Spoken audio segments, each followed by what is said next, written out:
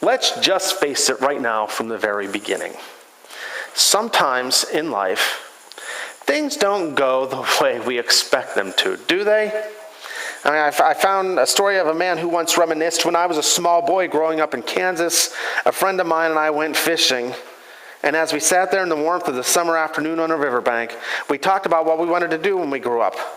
I told him I wanted to be a real Major League Baseball player, a genuine professional like Honus Wagner.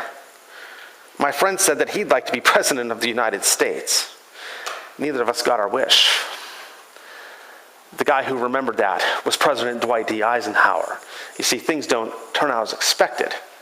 In my case, you all know, right? You know about me that I love Mountain Dew. Best beverage ever made, right? You might not agree, but it is. You're wrong. It's best. But earlier in the year, I decided to back off from Mountain Dew and stop drinking it for a while because number one, I wanted to lose weight. Number two, like every day, I was just looking forward to my Mountain Dew, right? It's like nothing should control me like that. So I said, I'll set a goal to lay off for this amount of time, and I made that goal. I didn't drink Mountain Dew that whole time, and so to celebrate, what do you think I did? I was like, I'm going to have some Mountain Dew, right? So, because I've been looking forward to it for all these weeks. So I do. I go into the store, I buy it, I get in my car, and I twist off the cap. I take a big old drink. And it's just, I didn't know what was going on. I thought maybe I got a bad bottle or something. It wasn't sweet as it used to be. People had told me after laying off soda for a long time, they would drink it now, and it's just too sweet now. I was like, this isn't sweet at all. What had happened was my taste buds had kind of readjusted away from the Mountain Dew, and it took them a while to get back to finding the wonderful sweetness of Mountain Dew. So that first couple drinks, it was disappointing. All that anticipation, and it just didn't go the way I had expected. Whether it's something as grand and lofty as becoming president, or just about your favorite beverage. Sometimes things in life don't come and go as we expect them to. Sometimes life itself doesn't go the way we thought it would. If you're like me, some of you, you're sitting in your pew thinking about your life and saying, that's for sure. This life isn't what I thought it would be, right? Sometimes for some of us, that's a good thing. Right? Let's be honest. What we had planned, our lives turn out. But sometimes life doesn't turn out as we expect it to, and it's a difficult thing. It's difficult maybe because we lose people we thought we wouldn't lose. Or maybe it's difficult because we never get people in our lives we thought we would have. Or because we never get to where we set out to get. Or maybe it's difficult because we just hit setback after setback after setback, and we can never seem to get ahead. Or maybe it's just because, we had dreams, and we just didn't get around to our dreams. And life just didn't turn out the way we thought it would. On some level, I think all of us can relate to that, because even if life turned, and the broad strokes, even if it turned out pretty much on, there are those little things in there that didn't work out the way we expected them to. And when we realize that, I think sometimes the temptation is to be depressed about that. I'm sad I missed out. We lose our hope or our passion or our vision, and we maybe just want to give up right there. Have you been there? Maybe you have. Maybe that's you right now. Regardless, whether it was you in the past or now, or maybe it'll be in your future, here's the thing. God's not silent on things like this. The Bible's chock full of God responding to people who are upset or depressed because things didn't work out the way they planned. In fact, that's what's going on in today's scripture passage from Luke chapter 24. Those guys are saying things didn't turn out as planned, and God's there answering them. You see, Luke chapter 24, the disciples on the road to Emmaus, it's my favorite post-resurrection appearance of Jesus, and let me tell you why. We have these two disciples, these two followers of Jesus. They're walking from Jerusalem to Emmaus later on that first Easter morning. And Luke tells us it's about a 7-mile journey. So they were walking. This had probably been what they planned to do that day. And so they're walking when who should come up alongside them and start talking with them and walking with them but Jesus. Except for Luke tells us they're kept from noticing that it's Jesus. So we're back to that again, right? That was last week, though. So they don't recognize it's Jesus. And that's why it's one of my favorite post-resurrection appearances of Jesus. Because he's kind of messing with them here, right? He's kind of spying on them. And he knows he's Jesus, but they don't know he's Jesus. He can say, well, where are you at here? And so he comes and says, well, what are you talking about as you walk along? And they say, what, are you new? Or, haven't you heard? Of course we're talking about Jesus of Nazareth. He was this great prophet. But our leaders killed him. They had him crucified. And it's 3 days later, and some of our women friends went to his tomb today, and his body wasn't there. But they said this story about angels or something. And then they say, but we had hoped that he was the one who was going to redeem Israel. And do you catch it? We had hoped. Oops, this didn't work out the way we expected it to. And now we're kind of losing our hope here. That's where they are. Spy Jesus, kind of lets them go on in this regard for a while until he finally stops them and says, you know what? You're foolish. He calls them fools. Now stop there. Imagine that. Imagine Jesus standing right in front of you and saying, you're a fool. Because I imagine sometimes, often, Jesus thinks we're being foolish. We're saved, though, because we don't have to have him standing right in front of us. He finds a more subtle way to make us know that we're being foolish. But he tells them right out, you're foolish. And he tells them why they are foolish. You are foolish because you are slow to believe everything that was written about the Messiah by the prophets before. You just didn't believe it. You're slow. And Luke tells us they get this great experience, beginning with Moses, meaning at the very beginning of the Bible. Beginning with Moses and all the prophets, he explained to them what was said in all the scriptures concerning himself. Now imagine that. Jesus, the Word himself, explaining to you everything in the scriptures. I mean, taking you step by step through what we call the Old Testament, explaining to you what it means to our faith today. Jesus, the Messiah himself, tells you why he, Messiah, had to suffer and die and be raised. Incredible. I wish I could have been there for this conversation. The insights he must have brought to them. But he does this the whole way along the road. Eventually, they get to where they're going. They come to the town of Emmaus, and they all go inside for the evening, and they're going to eat. And so they sit at the table, and Jesus takes the bread. He gives thanks. He breaks it, and he hands it to them. Does this sound familiar? This is the same thing he had did just several days earlier when he had given communion for the first time. And so this is Jesus again taking action, and they recognize this. Wait, we've been here before, and they see him. They actually see Jesus now for the first time. And at this moment, their eyes are opened, and everything's real. He is alive, just like the women have said. And he's sitting right in front of you, and they realize, one of the toughest days of my life, Jesus was there with me the whole way, the whole road. And it's at this very moment that they recognize him. Guess what?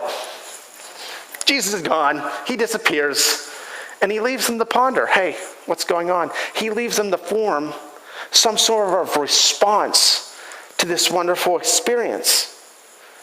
What was their response? Luke tells us, verse 32, they asked each other, were not our hearts burning within us while we talked with us on the road and opened the scriptures to us? Weren't our hearts burning? Weren't our hearts burning for Jesus? That's their response. They look at each other and they realize, we were on fire for Jesus in this moment. That's their response, and their response is they want to continue that burning desire for Jesus, to experience his truth more and more every step along the road. See, their hearts were set on fire for the things of Jesus Christ. They wanted to know Jesus more.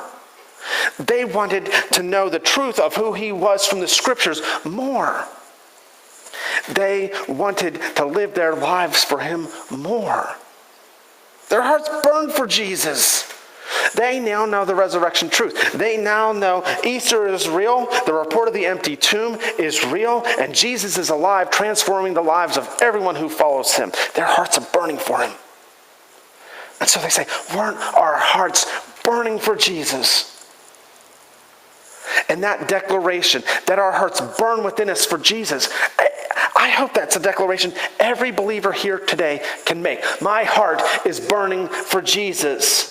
As a resurrected people, as a people who trust in Jesus Christ alone for the forgiveness of sin and the promise of eternal life, as people who believe that one day we too will be resurrected with our Lord Jesus Christ, can we say today with honesty before God, my heart's burning for Jesus Christ?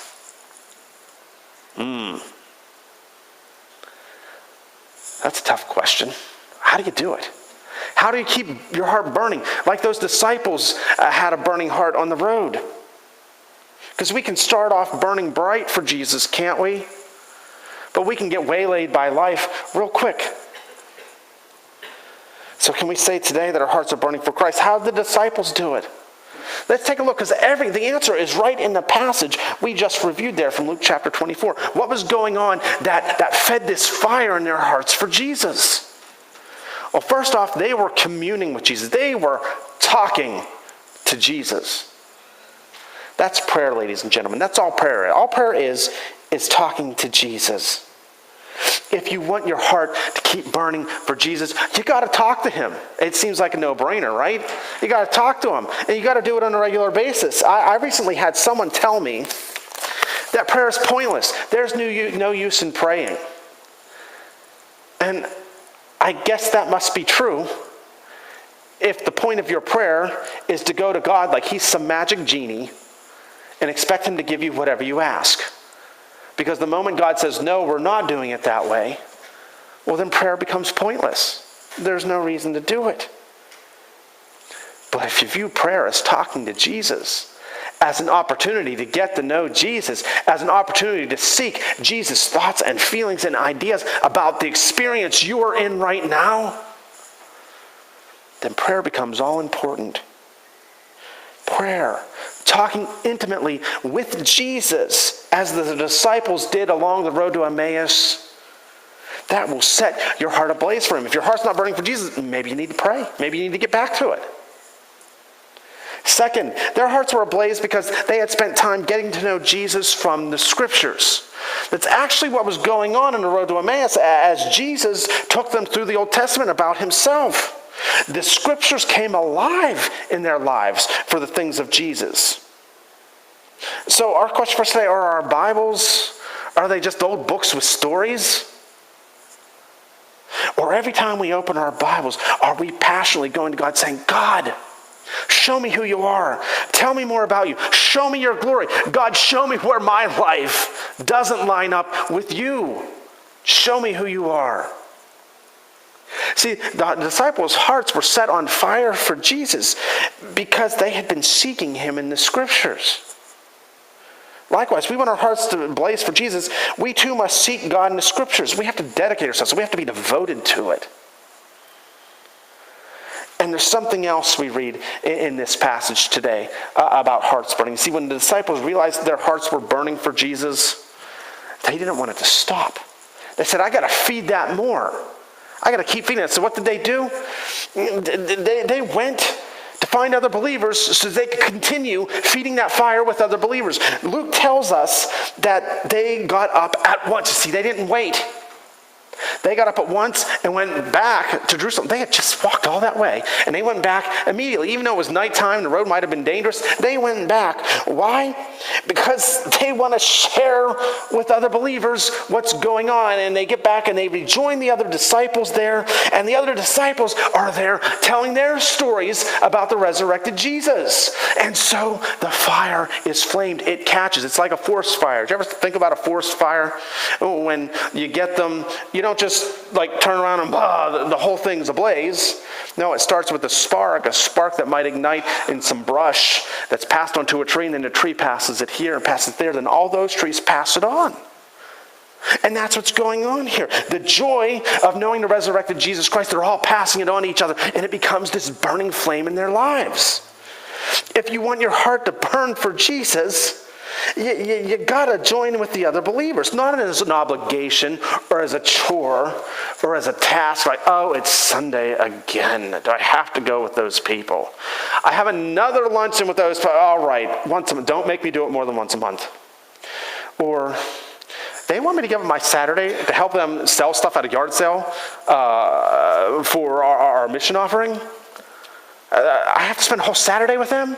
Yeah, not an attitude like that. But we join with the other believers because Jesus looms so large in our life, we have to share it with other believers. So often we don't get the full joy of Jesus in our lives because we're holding back on sharing it with other believers. We only do that when it's convenient, right? No, someone told me this week that they know someone who says, you don't have to go to church to be a Christian. And I gotta say, that's probably factually accurate. But if you want to live the full, joyous life of Christ, you want to know him more and more, you want your heart to be burning with the joy of Jesus Christ, you have to be within church. You have to be within the fellowship. It's just the way God designed it. If you want your heart to be burning for Jesus, then you have to be devoted to spending time with other believers. All these things we see here about our hearts burning for Jesus. You want your heart to burn for Jesus, you've got to feed that fire. The same way the disciples did on that road.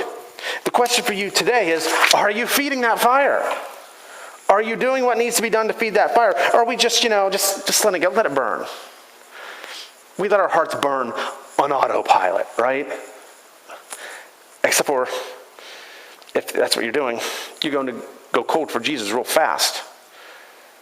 Maybe you already have, because what happens if I light a fire? If I light a match and do nothing to feed that fire, how long is that match going to burn? Not long. It's going to quickly just take what fuel is there and burn it up, and it's going to go out. It's going to be snuffed out. It's the same way with us. When we come to faith in Jesus Christ, our hearts burn with a passion for him. We want to know God more, and we want to serve him more, and we want the world to know how greatly he has set us free.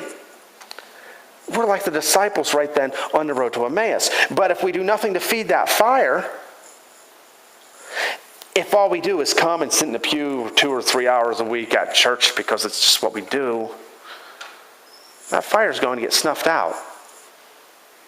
Things are going to start coming our way that are extra hard and are trying extra hard to put that light out. And life's going to start taking unexpected turns. And the fire and the hope and the faith, they're going to waver. And it's just going to be snuffed out that much quicker. Unless, even when life isn't working out as expected, you're feeding that fire. You feed the fire by being in the presence of the Lord. You get into the presence of the Lord through prayer, through seeking him in scriptures, by enjoying his joy in the presence of other believers. You see, only you can decide if you're going to feed that fire for Jesus or if you're just going to let it burn on autopilot until it just burns out. Someone once asked a great man of God what his secret was. And he answered, I just get on fire for God and the world comes out to see me burn.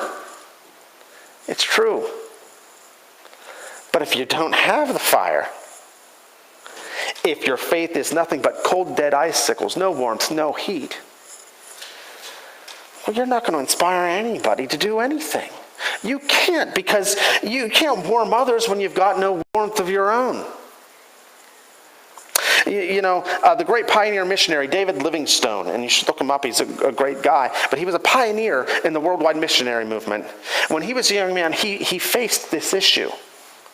And so he wrote in his journal, I have found that I have no unusual endowments of intellect. But this day I resolve that I will be an uncommon Christian. You see, he resolved, he purposed in his burning heart to keep that heart burning for Christ, not to let it burn out. And that's what he did. He was so determined to become an enthusiast for truth, an enthusiast for faith, an enthusiast for Jesus. He said, I'm going to be enthusiastic. And he was, so much so that he became one of history's greatest missionaries.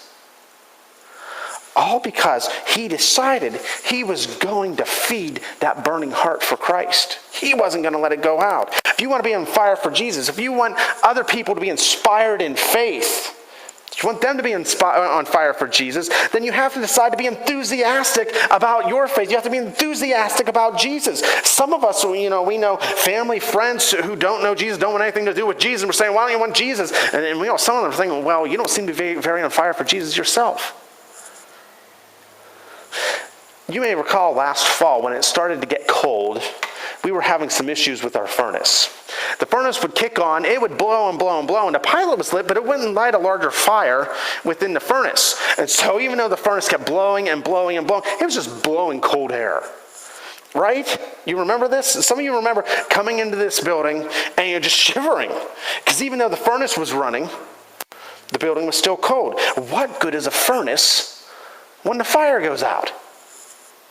It's cold and dark and useless. Now, the furnace, it's still there. There's just no fire. There's no heat.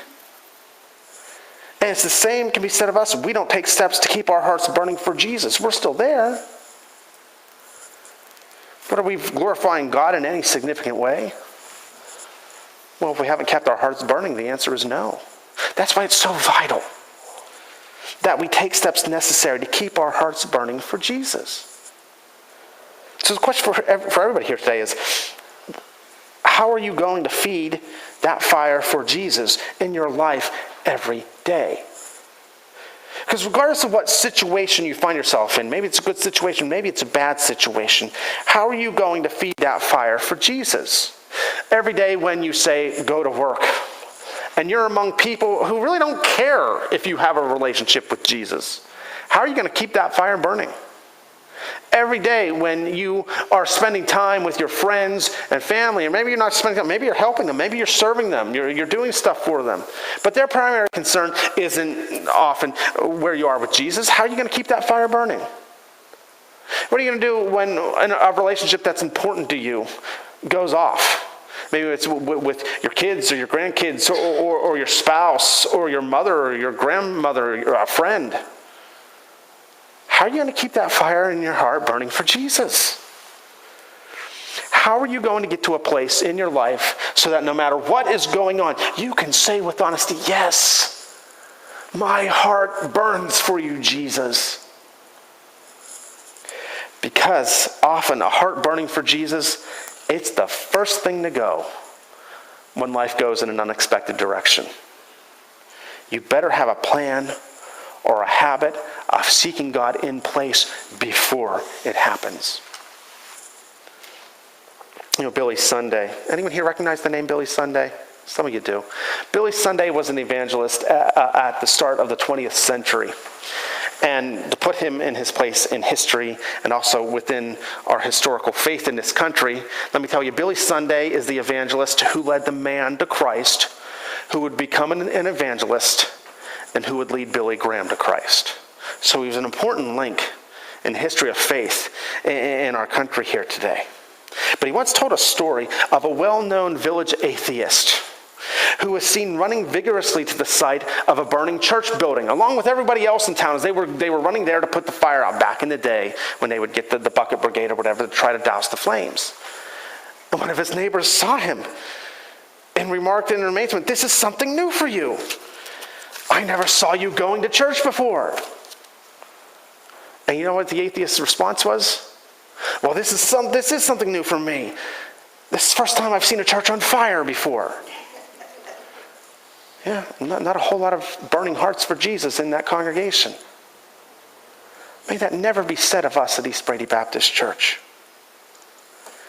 Instead, may we always be fanning and feeding our burning hearts for Jesus. Let's look to the disciples on the road to Emmaus for an example. If an outsider looks at your life, do they say, "Oh yeah, that person's on fire for Jesus"? If not, maybe you need to follow the example of the disciples on the road. And you need to get back, you need to redouble your efforts to seek Jesus in prayer, or in the Word, or within the fellowship of believers. Find joy there. Because you can't find joy in your life, the other believers will have joy and they'll pass it on to you. Does your heart burn within you for Jesus today? May we be ever following the example of those two disciples who spent time with Jesus, who recognized hope and victory in the resurrection, and returned to Jerusalem saying, were not our hearts burning within us? You see, for them, life was never the same. It didn't go as expected. But because their hearts burned for Jesus, it was better. And that can be you, if you keep feeding that burning heart for Jesus. Let's pray.